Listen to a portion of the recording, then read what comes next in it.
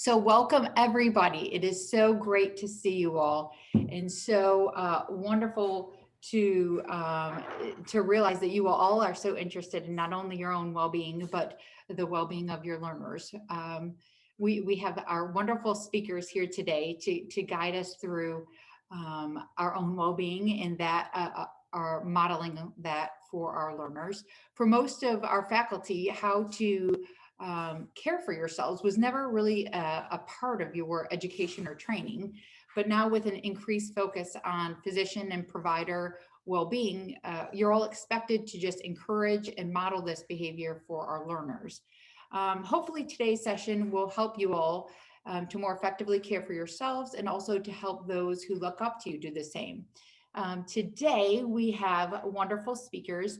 Dr. David Musick, who is our Senior Dean for Faculty Affairs, and also Emily Hope Forst, who is the Director of Academic Counseling and Enrichment Services for Virginia Tech Carilion School of Medicine, both of them.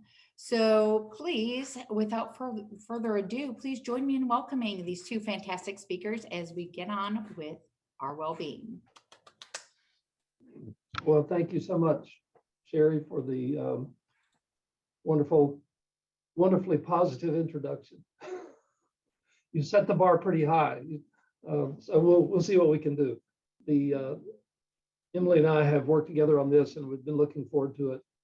And hopefully today's session will be a bit of a discussion or a bit of a conversation. We have a few slides that we want to present, but certainly this is a topic that is very robust and has a lot of facets to it, a lot of different aspects to it. And it's one that's fairly complex because it's a topic that has a lot of different characteristics. So we're going to dive into this. I always feel like with an hour, you can just kind of scratch the surface, but we definitely want this to be interactive as much as we can over the artificial environment of Zoom here. And now I'm not particularly good at trying to speak and monitor the chat function at the same time. So if somebody puts a good question or comment in the chat, maybe somebody else can just stop one of us. And we've got you on that. Absolutely. Right. So here's our objectives for today. Here's what we hope to accomplish. And hopefully by the end of the session, you will be able to do these things, to describe some of the factors that influence the well-being and resilience of folks involved in the health professions. Some of our material will focus a lot on clinical faculty, but I want us to keep in mind that really well-being is not just the territory of clinical faculty. We have faculty who are basic scientists. We have faculty who are in lots of other different roles in different disciplines, and certainly resilience and well-being. There's plenty of information and food for thought there for everybody. So we will focus a bit on clinicians, but nevertheless, it's widely applicable to everyone. We hope you'll come away with at least some strategies that you can use to cultivate your own well-being. And then at the end, we'll talk a bit about resources and services available to all of us as health professionals that will hopefully support our being able to achieve a greater level of well-being. Now, we're going to start with something here that's a little different. This is a serious topic, but if you've been around as long as I have, you gradually learn that no matter how serious the topic, you can sometimes make it a little bit easier if you can find a way to kind of laugh about it. And so we want to kind of start off with a little clip here that hopefully will bring a chuckle or a smile to your face. We in no way mean to say that this is not a serious subject, but again, it's just a matter of trying to set the stage and kind of enter it with a certain frame of mind, and so hopefully you'll like this next little clip here. Sir, you wanted to see me? Yes, Bill, please, come in. Okay. Bill, it's been brought to my attention that you haven't done any of your resiliency modules. Oh, yeah. You do know that physician burnout is a huge problem right now. Yeah, I know. So what do you think we should do about physician burnout? More days off? No, a mandatory 8-part online curriculum designed by people who have never taken care of patients. Really? That's the best way? Of course it is, but how can we measure your gains in resiliency and ultimately publish it in the New England Journal if you don't finish the modules? I mean, I could just tell you right now it's not going to make me feel better. Whoa, we'll let the 4-page self-assessment questionnaire answer that. Oh God, what if I don't do it? Well, then you'll have to complete a 3-hour course on the importance of professionalism. Fine, but can I at least have the afternoon off to finish the modules? No, you can become resilient on your own time. So Emily and I have certainly thought this was funny. I hope you did too. Again, we're not trying to in any way say that this is not a serious topic, but I really think that sometimes we can take ourselves a little bit too seriously in any way that you can find a way to kind of chuckle about something. that presentation is not without some kernel of truth. I think there is some evidence that some organizations have kind of taken that approach to this, and we're going to spend some time talking about why that's not the best approach to take. That you need a more comprehensive approach, but wanted to start out with just kind of setting the stage with a little bit of a lighthearted look at it. So, Emily, did you want to comment on that at all?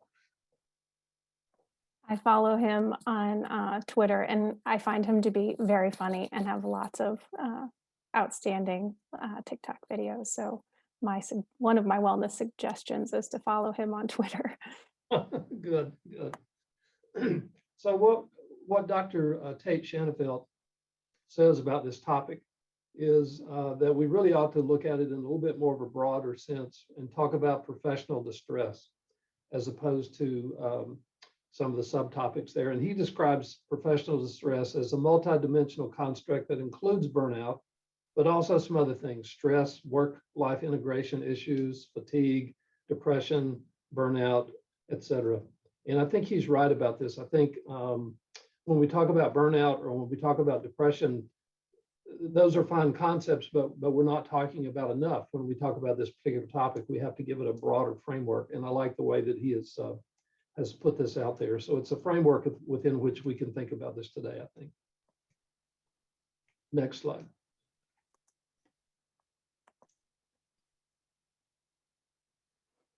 There we go.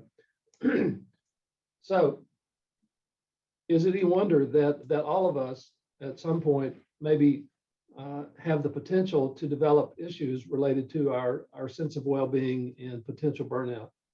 And you look at these characteristics down the left of the page there. These characterize a lot of what all of us do, whether you're a clinician, whether you're in basic science, whether you're in another setting.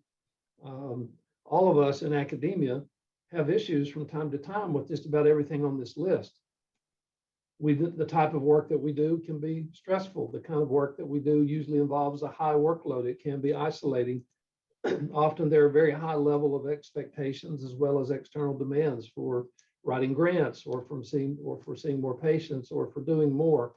And all of this combined can leave us feeling a bit emotionally and physically drained.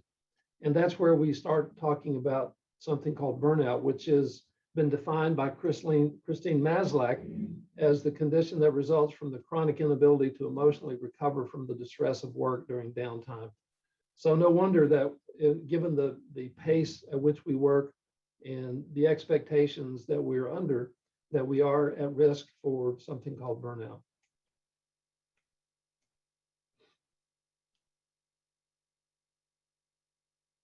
So if we look at the literature, again, the name Christine Maslach is often mentioned in terms of burnout. And Dr. Maslach, of course, is the author of the Maslach Burnout Inventory, or the MBI, which has become the gold standard for measuring burnout in a number of different settings. And in particular in the health professions over the last 20 years, most of the major studies that have been done looking at burnout have used the MBI as their primary instrument used to measure burnout. In the literature, and as evidenced by this particular survey, there are 3 particular aspects of burnout that Dr. Maslach talks about. The feeling of being emotionally exhausted or just feeling drained, like you've just given everything that you can give at the end of the day and you don't have anything else to give. The sense of feeling depersonalized, which is common to many, many health professions. And it's a sense of you've given so much of yourself that you eventually become somewhat cynical or perhaps even negative or detached from the from the people with whom you're working or the people you're trying to serve. And then a sense of loss of personal accomplishment, a lack of pride in one's accomplishments, or a loss of a sense of purpose. And so these are the three major characteristics that are mentioned in the literature and are tapped into by this Maslach burnout inventory. These three ways of breaking down burnout into its components. And in the literature, this has often not traditionally been viewed as a diagnosis, but rather as a syndrome. And so when you read the literature, oftentimes you will see that if somebody is described as being at risk for burnout, what that means is that they have very high scores in terms of emotional exhaustion and a very high sense of depersonalization. Now, there's a disciplinary aspect of this. In some disciplines, it might be that the burnout would be primarily characteristic of one of these three things, but not necessarily all three of them. This has also been somewhat controversial in that, again, burnout has not traditionally been viewed as a diagnosis, but in the 11th edition of the World Health Organization's ICD manual, it is recognized in that manual for the first time that burnout is something that health professionals need to be aware of and perhaps could even diagnose. So this point is still being developed. It's a little bit controversial, but more often than not, it's not viewed as a diagnosis, but rather a conglomeration or a syndrome based up of a lot of different characteristics. Next slide. So just a very quick summary. How are we doing? Some of you may have seen this, but it's been a little while. I'll just go through this very quickly. We have done 2 system-wide surveys on well-being and burnout here at the medical school and at Carilion and at RUC. We surveyed in 2016 and then again in 2019. These were sent to the groups that you see represented on the screen there.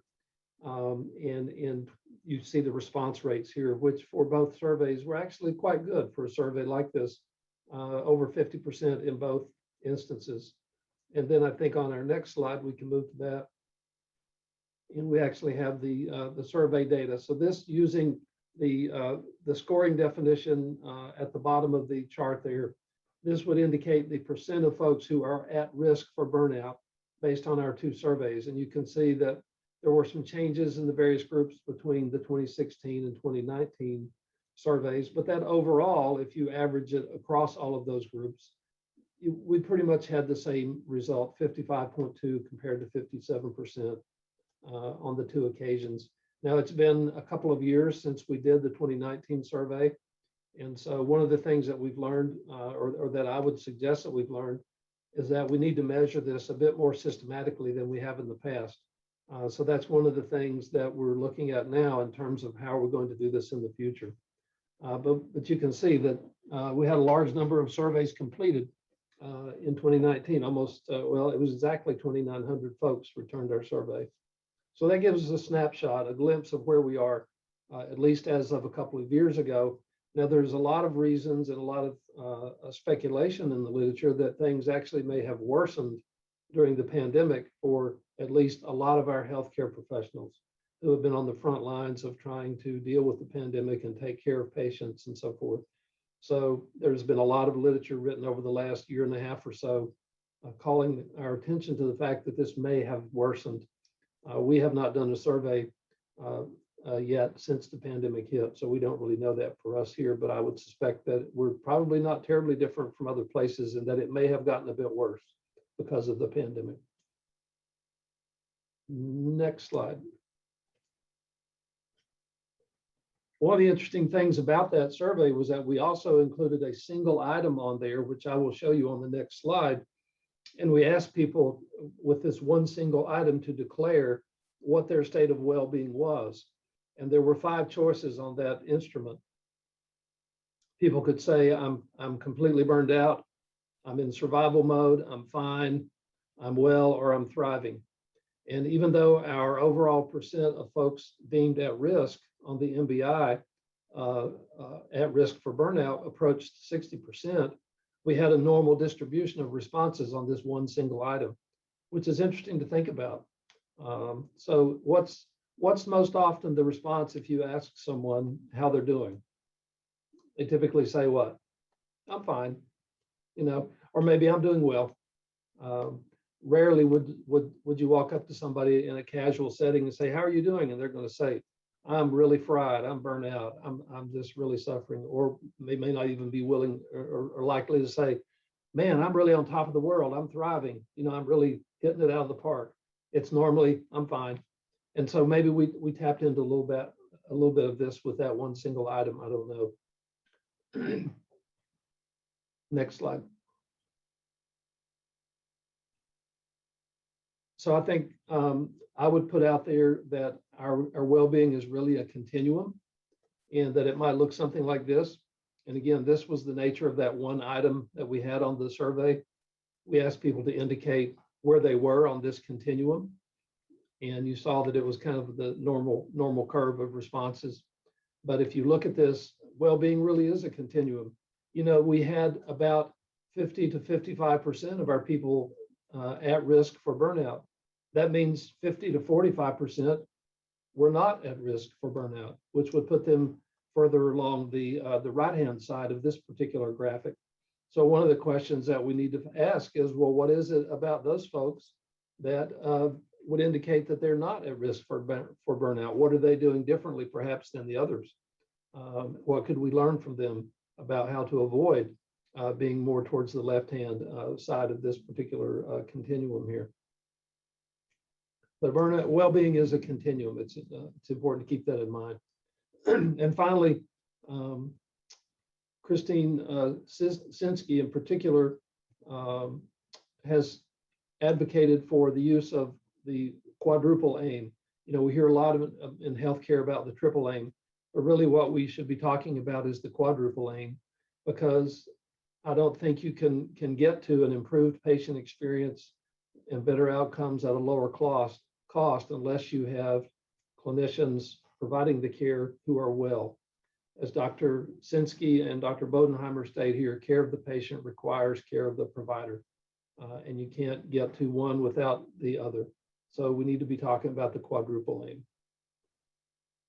Okay, I think that's an introduction to the topic today. Maybe we should stop there. And are there any comments or questions in the chat box that we want to share before we head on to the next part of the presentation? Not yet, but please feel free to type some questions in there. In their comments, or also feel free to unmute yourselves and turn your video on if you'd like to do so, if you feel comfortable doing that as well. But right now, I don't see any questions in there. All right, perfect. I will now turn the floor over to Emily. All right, thank you, David.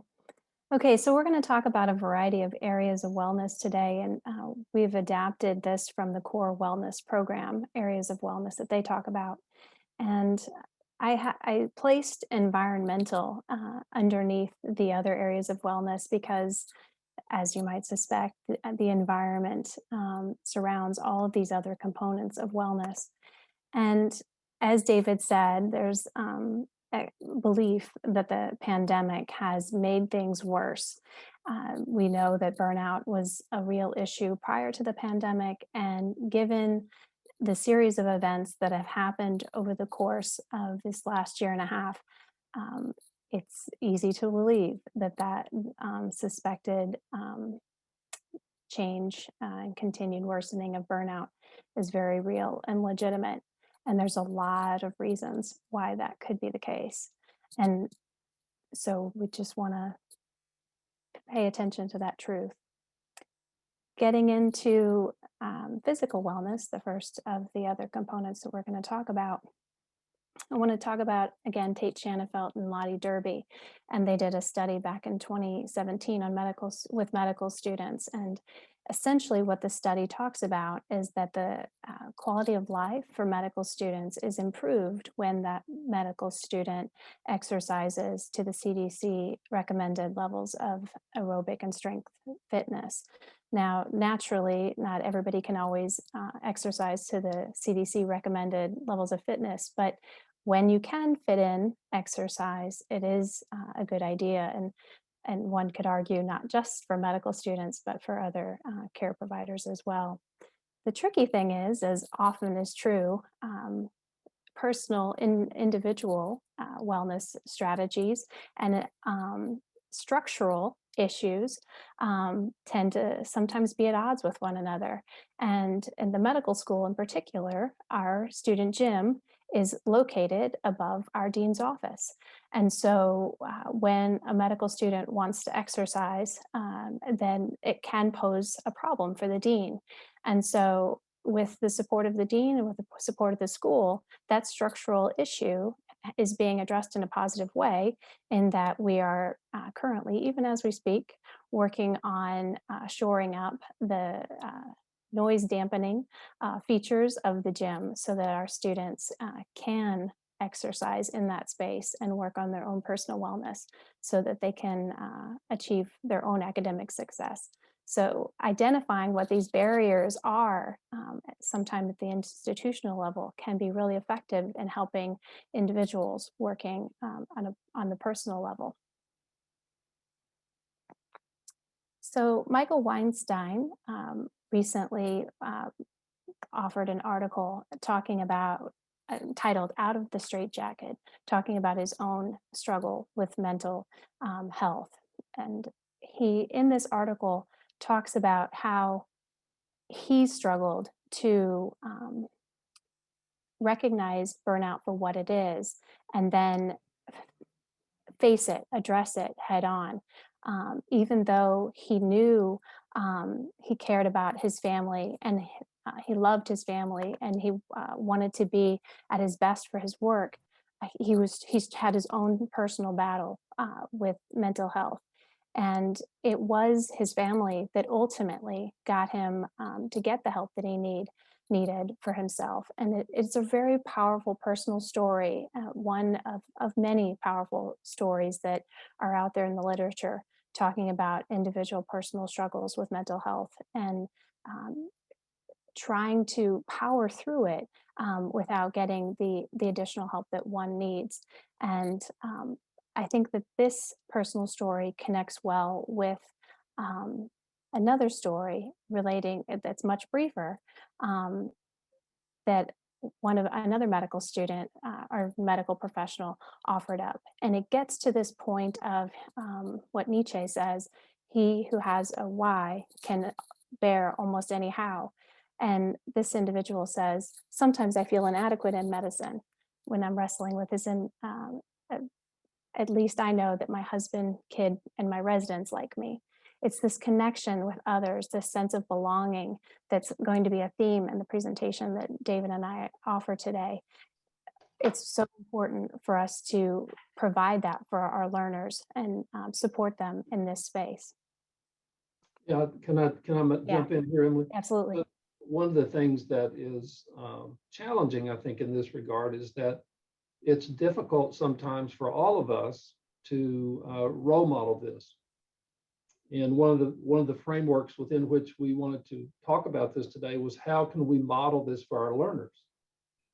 It's very difficult for some of us to admit when we're struggling or when we really need help.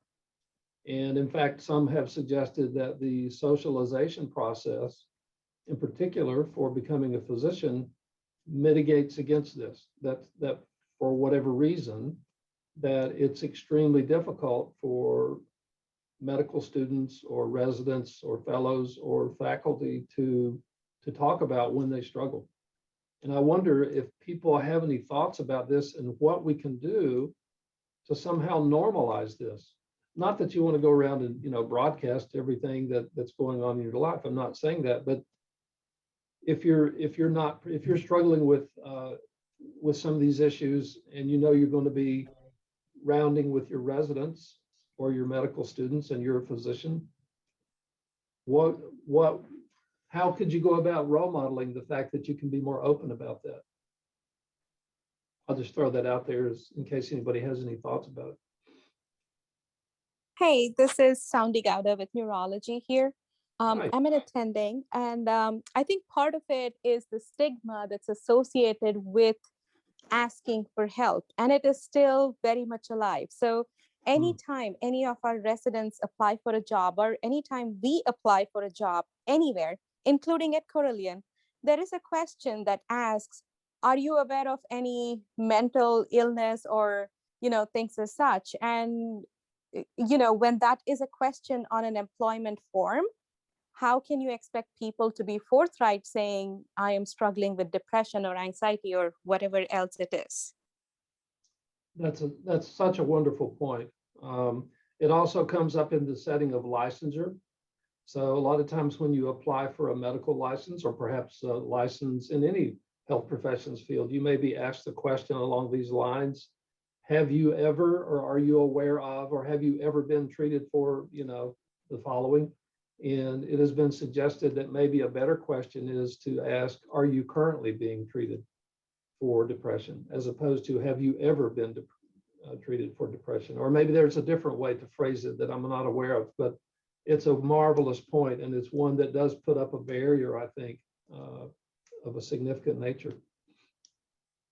This is Dr. Kaburu. I'm a psychiatrist.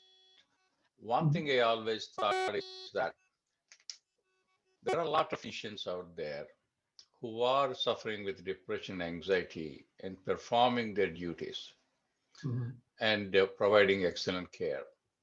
Now, we can say there is somebody who with a heart problem or a lung problem, and they're recovering. Sometimes are a broken leg, they come back and perform their duties. We don't question that. But there is not much of a research in terms of linking the performance with the presence of like a depression or anxiety, which are very common. If you have evidence-based research saying that the effect of these illnesses on the performance, and really find out, so that stigma could be taken out.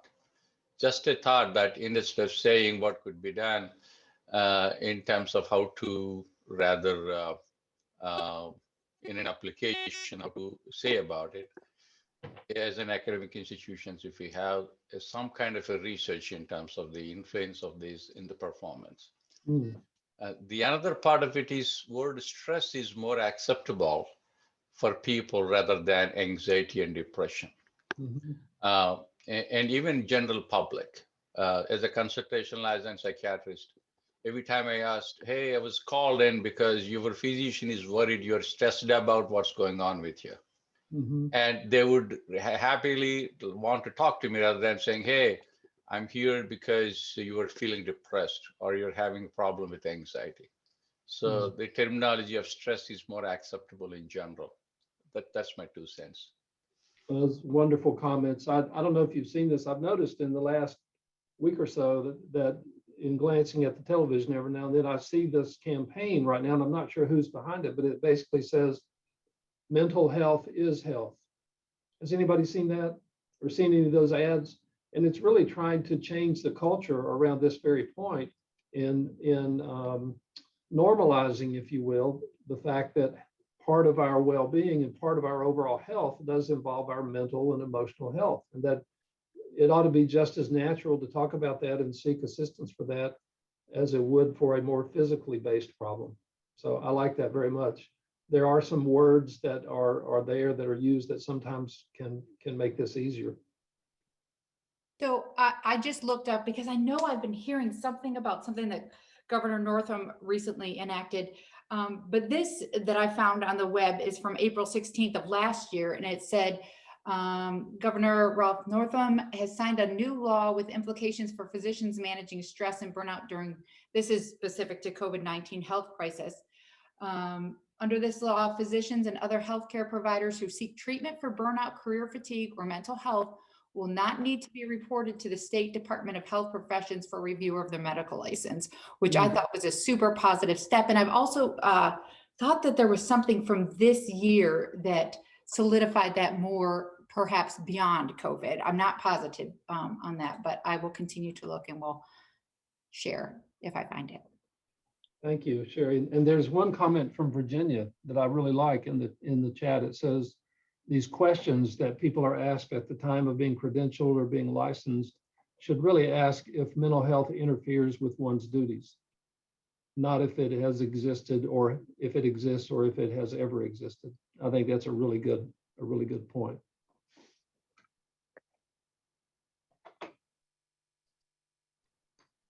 Thank you. Back to you, Em. All right. So moving into social wellness, I'm going to bring up a little bit of theory, but I promise I won't dive too deeply into theory, so don't take a nap. So self-determination theory is brought up a lot in literature all over the education realm, including medical education. Ryan and Desi's work is often talked about in the context of internal and external motivation, intrinsic, extrinsic motivation. But what they also talk about that gets a little bit of less airtime, I think, is that humans have three basic needs, they argue. And in the realm of social wellness, I want to focus on just one piece of that, relatedness, a need to have close, affectionate relationships with others. And the two previous slides talk about family and friends and residents and connectedness with others ultimately being key factors in individuals' personal wellness. And this piece really does matter. And so when we provide opportunities for medical students to get to know one another in the medical school, that is a powerful component to relatedness, a sense of belonging. When we help residents connect with each other when they're brand new to our programs, or we develop programs for their families to get to know each other, helping many of them who have transplanted from other locations. This is a very powerful tool in helping them establish a sense of comfort in their environment. And so this piece of relatedness is a fundamental need, is what Ryan and Desi argue. So financial wellness. Medical school is expensive. That's not new news. But concurrent to that truth is that the return on the investment is robust. Something to think about in the realm of financial wellness where medical learners are concerned is the piece of what if a student isn't performing optimally in their environment. When a student is performing optimally in their environment, the cost of medical education is a feature to the medical learning experience. Maybe not anyone's favorite feature to the learning experience, but it is a feature. When a student is struggling, possibly with imposter phenomena, they may be looking, they may frame it in a way that can be deleterious to their overall well-being. Imposter phenomena is a very real feature to many medical learners. And so it's important for us to consider how individuals might be framing things if they are suffering from imposter phenomena, which is, for those of you who are unfamiliar with the terminology, imposter phenomena is essentially feeling like at any moment somebody's going to come up to you and say, wait a minute, how did you get in here? You don't belong here. You can't, you don't measure up. You got in here by luck and not through earned effort. I share this quote with you and I'll stop talking so you can read it, but it speaks to feelings of imposterism and how powerful it can be among medical learners.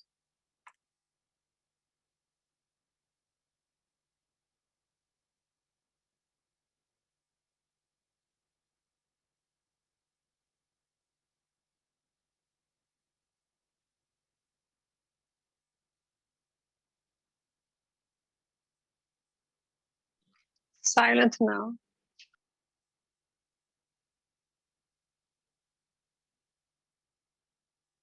So I'm curious to hear your thoughts on this quote and your perceptions of this notion of perfectionism and fear of failure, and how it's possible then in the medical education setting that we don't fail well because we don't forgive well. I'm curious to hear your thoughts if anyone would like to share.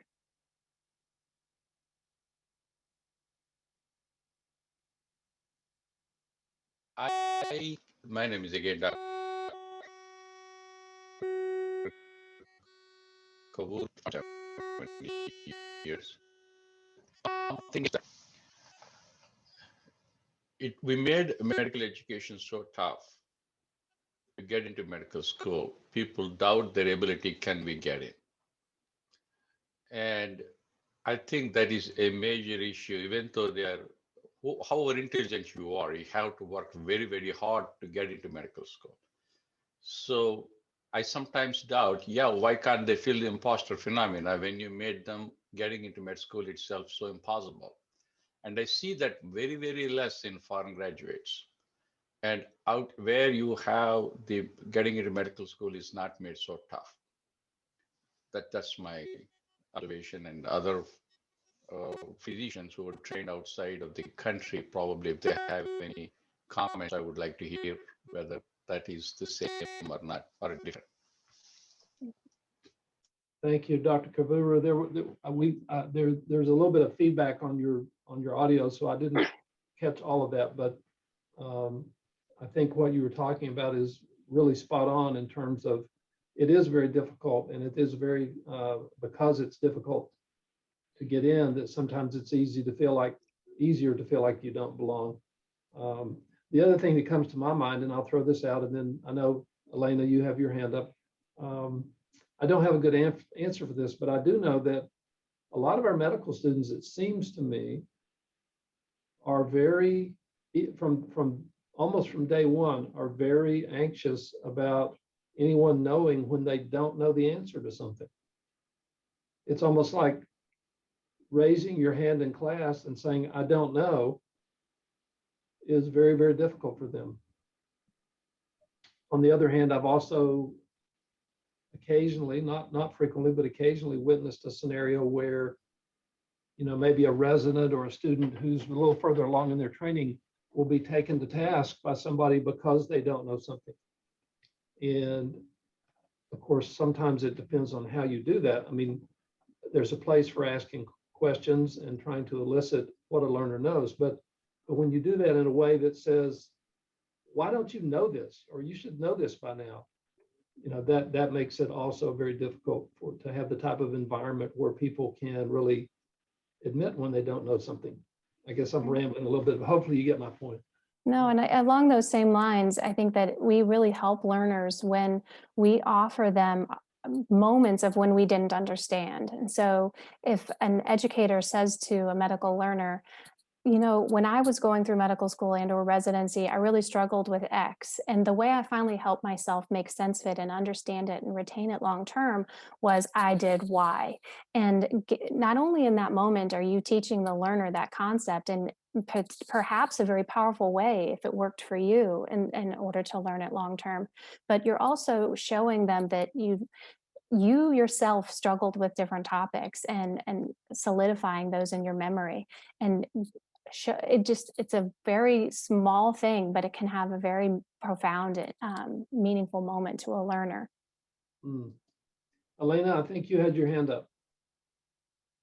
Yeah, no, interesting. I was going to say something else, but when you're talking about the way you ask questions, that's reminded me. Sometimes I'm teaching and then I say, oh, this is easy.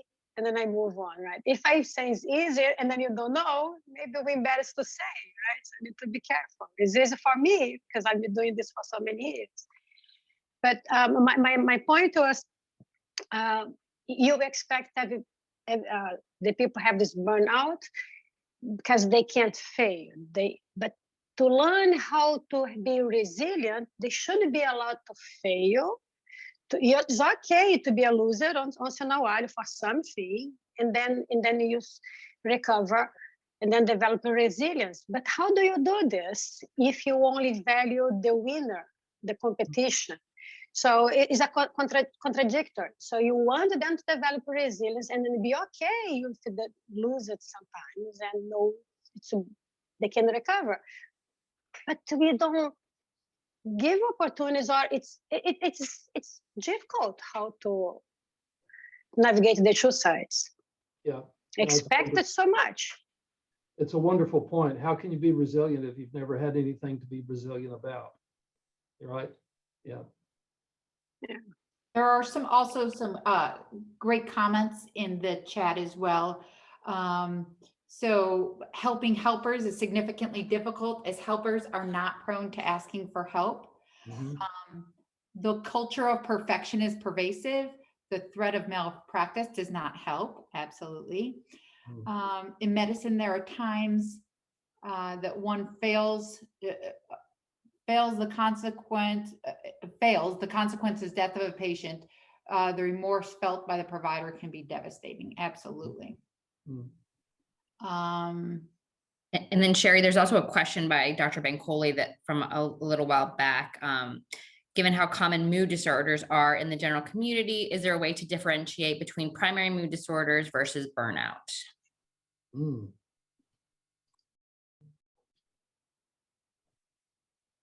That's a great question. I don't have the answer to that one. Me neither. But it's a very good question.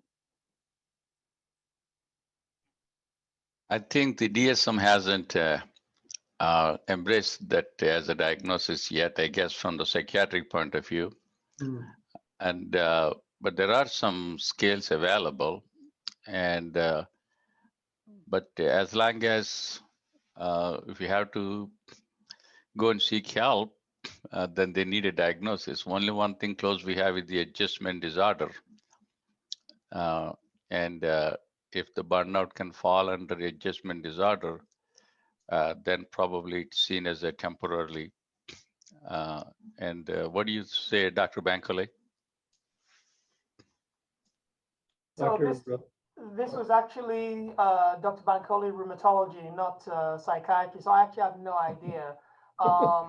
I ask only because I find that as we continue to subdivide various things, both illnesses and people, and put people in different groups and illnesses in different groups, stigmas are attached to some of these things as a result of this, and that I think leads to people not seeking care. So that if we just say, hey, this is a mood problem, the same as it is in the general community, I wonder if that would be more appealing to physicians, because burnout connotes the fact that we're not able to manage our job and manage that work-life balance, which makes it seem like a failure on our part, as opposed to we have an illness, which is what we'll call it in the general community, which should be treated. That's a wonderful point. Thank you, Dr. Bancoli. You probably have an inside way to get some other information from the other Dr. Bancoli about this too. So, Dr. Trestman, you have your hand up, sir.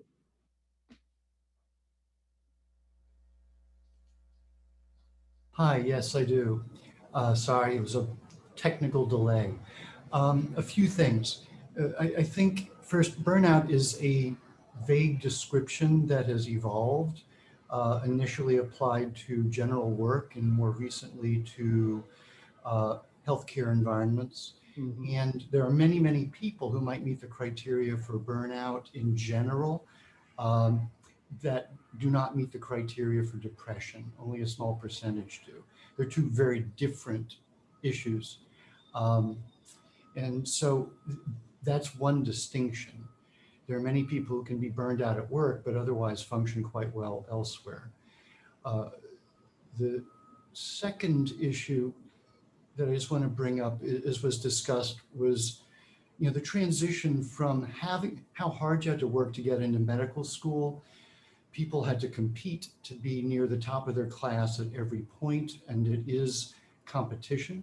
And so in that context, everyone tried to work really hard to be seen as being the very best. So everyone, as we've seen, tends to be among the very best when they get into med school. And we need to support this transition, but there's a balance, because we still expect our physicians to be the very best. We expect them to continue to work as hard as they can. So they have the necessary skill set, but it may not be sufficient, because what's happening now in healthcare is the requirement that we work together as teams. So we need to be able to model, to demonstrate, and to support that people not only, okay, everyone's met the necessary requirement. You're smart enough to be here. You've shown in the past you're willing to work hard. So we need to continue to work hard. But when you don't know something, it's even more important to work together as a team to provide care. In doing so, that's not at all a trivial transition, and it requires a lot of support and modeling, and we're not very good at it. There was a letter to the editor in this week's JAMA, consistency between state medical license applications and recommendations regarding physician mental health, which addresses the earlier topic. There's only one state in the nation that meets all 4 requirements from the FSMB that are directly in 4 out of the 10 that are directly observable from the online licensing. That state is North Carolina, strangely enough. We only meet 2 of those in Virginia. So acknowledging a history of mental illness and of treatment continues to be a real concern until we change the requirements for documentation. And again, as Dr. O'Brien had said earlier, it is really important to focus on current functional issues, not history. Thanks, everyone. Thank you very much, Bob. Those are great comments. Dr. Dane. Yeah, thank you. Dr. Bancoli's statement about feeling as though it's your own fault when work-life balance goes awry led me to think that we're constantly trying to figure out ways to help the individual react to work-life balance going off kilter, and we never seem to ever bring up the issue of the institution or the employer perhaps asking too much of the individual, and it may be time to consider that in the mix as well, and wonder if maybe work-life balance is off not because the individual is unable to deal with it or isn't sufficiently resilient, but just because there's just too damn much being piled on the individual. No, it's a wonderful comment, and you're anticipating some of our material for the rest of the presentation, because there's definitely a system level as well as a team level part of this that we have to look at. So that's really good. Thank you, Frank. Some of you guys touched upon this already, but imposterism absolutely does elevate, amplify in moments of transition. And there are plenty of moments of transition for medical learners.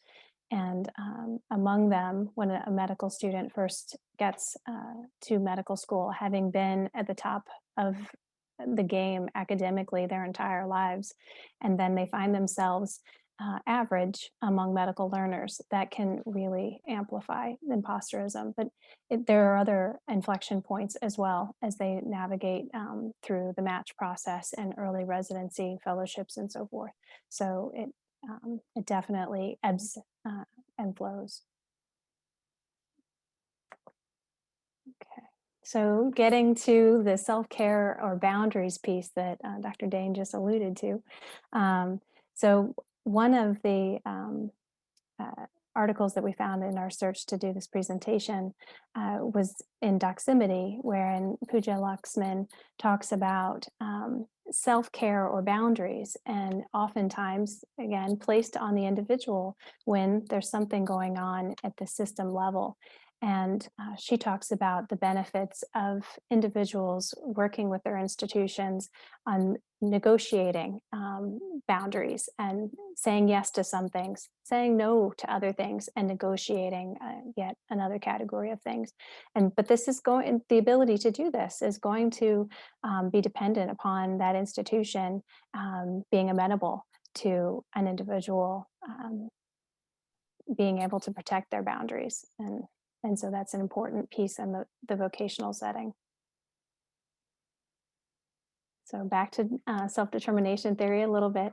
And in this case, focusing on autonomy, and firstly, and an individual has to, Ryan and Desi will argue, needs to be able to have some level of autonomy in their work environment, some degree of control over what's going on in their day-to-day being. And one could argue that medical students and residents in particular oftentimes have a more subdued amount of autonomy as compared to perhaps an attending might.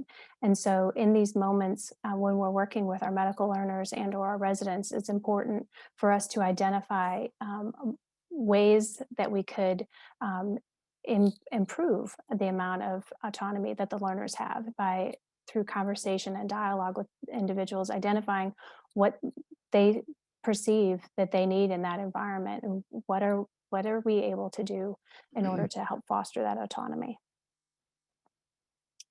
And competence. And David has a really important point about competence that I look forward to him bringing up. But a learner needs to feel competent in their environment, equal to the task, capable.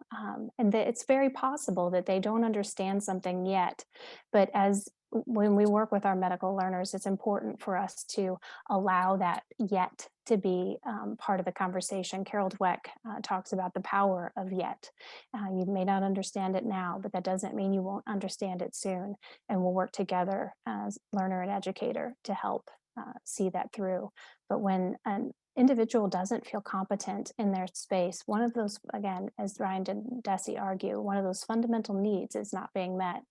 And further to that point, Ryan and Desi argue that when these three basic needs that I've mentioned are not met, an individual comes up with compensatory responses, which aren't necessarily always healthy. So, David, you want to talk about competence for a second? I'm trying to remember what that wonderful point was, Emily. When you said competence kind of seems like a minimum standard, the word choice. Oh, yeah, right, exactly. Yeah, sometimes the word competence is something that is a little bit of a turnoff. I was just reading something earlier this morning, as a matter of fact, along these lines, where if you ask someone, how are you at your vocation? Or if you were to describe someone by saying, you know, Dr. Dane, he's a psychologist, and I think he's really competent. That may not be the best way to talk about Dr. Dane's abilities. Now, I happen to know Dr. Dane is an outstanding educational researcher and psychologist, and really is fantastic at what he does. But if I were to say, Dr. Dane, you're very competent, it just, there's something about that kind of falls short. Why does this matter? Well, we use this term a lot in terms of competency-based education, and the idea that behind that is that everybody would be titrated up to a minimum level of competence. And that's been one of the real criticisms of that whole approach, is that it can leave people feeling there's not room for excellence in that framework, that as long as everybody's competent, everything's good. So maybe a small point, but I think words matter. You're so much more than competent, Frank. So connecting up a little bit with what we just talked about in terms of competence, intellectual wellness, and a New York Times article by Michael Sakaris from Cleveland Clinic. This is a quote said to him during his medical training. In his article, he's talking about when the bully is a doctor. And before I launch into this, there are many physicians who support learners profoundly. I don't know how many of you that are on this call were able to participate in Pearls this year, but there were wonderful pearls of advice offered to our graduating medical students from current physicians, sharing with them a variety of ways to stay well. And so this work is happening, this work is being done. But periodically, sometimes we will find in our environment that the doctor is also a bully. And in this particular article, Sakaris quotes a couple of other articles relating to bullying in the medical field. And this is important to recognize, and because at different levels of this process, we are at different levels of power. Medical students, residents, fellows, they're still dependent upon the good, being in the good graces of the people who outrank them. And so the amount of power that they have to address this when it's present in the medical education environment is limited as compared to that of others. And it's important to know that, because bullying does foster some of these concerning states that we have been talking about today. I think it's funny when we think about bullying in grade school and high school, we think about as parents sometimes, well, you know that person who's being the bully is probably struggling themselves. And so I think about that when you're saying these things. I don't think anybody, a physician, a faculty member, intends to be a bully, but perhaps they themselves are struggling. And we have to think about ways in which we can role model better. And that starts with helping ourselves to be better. Mm.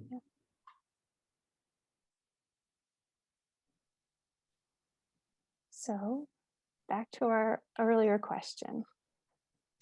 So just reminding you that, again, well-being is a continuum. And as we bring this to a close, how are you? Where are you on this continuum? I think it's probably a question of day to day. I think sometimes we have good days where we're further in the direction of well, and other days where we're just kind of in survival mode. So again, we just want to remind you of this framework. It's not a one size fits all. It's certainly not a steady state. You can move around. I think in the interest of time, Em, if we can go ahead to the last couple of slides. Mm-hmm. Yeah, we can skip over this one.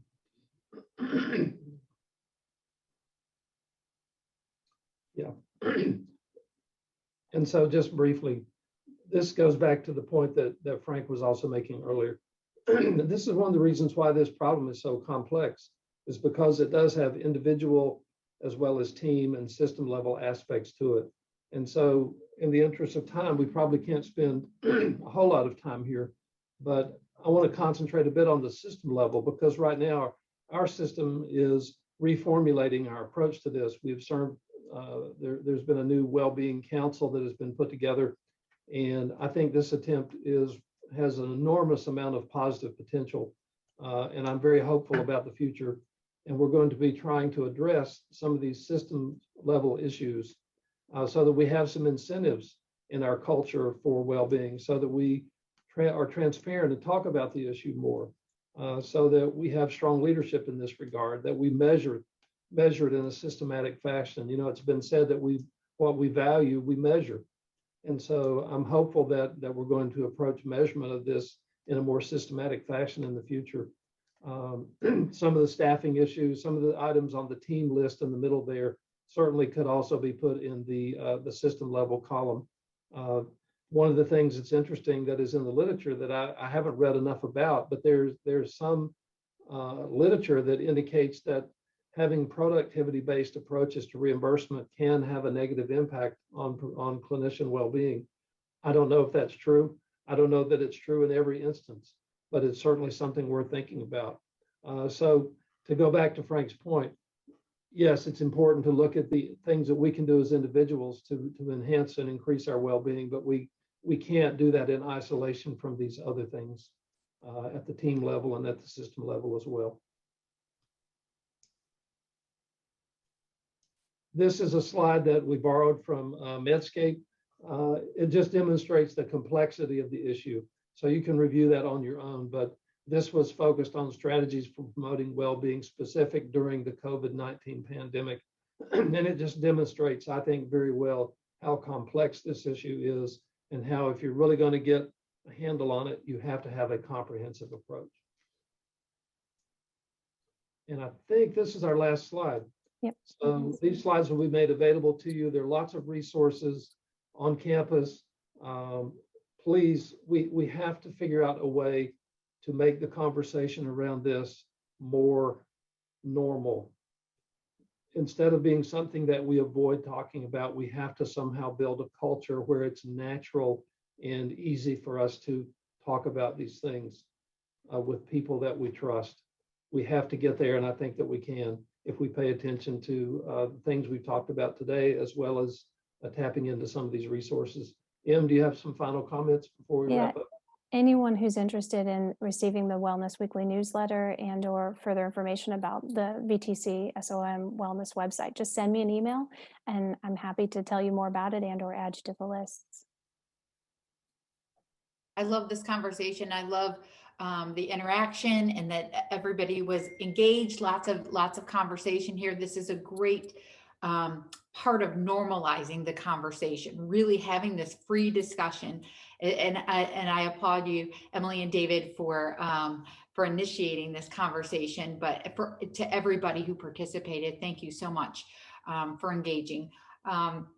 I would add to this list what I mentioned that a little bit earlier. It's msv.org. You can go and read about that safe haven, which is some more information about what Virginia has done for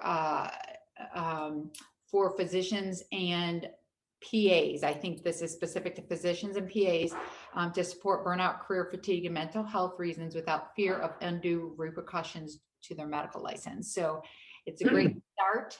As was mentioned earlier, I think by Dr. Trustman, we don't necessarily have all of the 4 components yet, but it looks like we're moving towards that. Are there any other questions or concerns? I think Emily and David can stay a few minutes after if you all have to get off.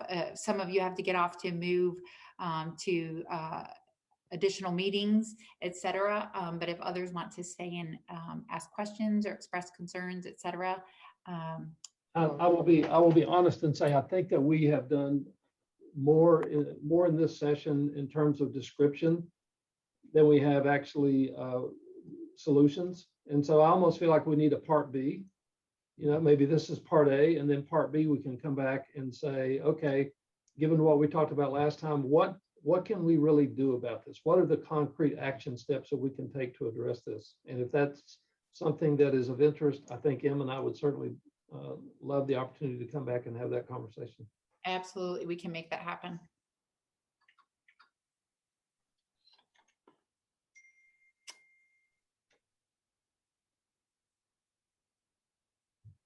Anything else? Well, everyone, there's so many good ideas in the chat. I hope we can capture them somehow. There's like recommendations for readings and lots of wonderful comments, some links to websites, etc. So maybe we can capture that somehow. Mm-hmm. Dr. Oman said, consider reading Achilles in Vietnam. It's a book about PTSD in the context of the Vietnam War. And so that has a lot of repercussions for what we're enduring or have endured over the past year. Clinicians have endured. Also, Dr. Kumar made a wonderful comment. Forgiveness requires self-compassion modeled by educators in the environment in the form of authentic vulnerability. And that's, I think, what we've started to see here. That's a wonderful comment and an excellent way to end the session. And if you have further questions or want to engage beyond today in this discussion, please let me know, anybody on my team, let Dr. Music know, or Emily, and we will make that happen. Enjoy the rest of your day, folks. Stay healthy, happy, and safe.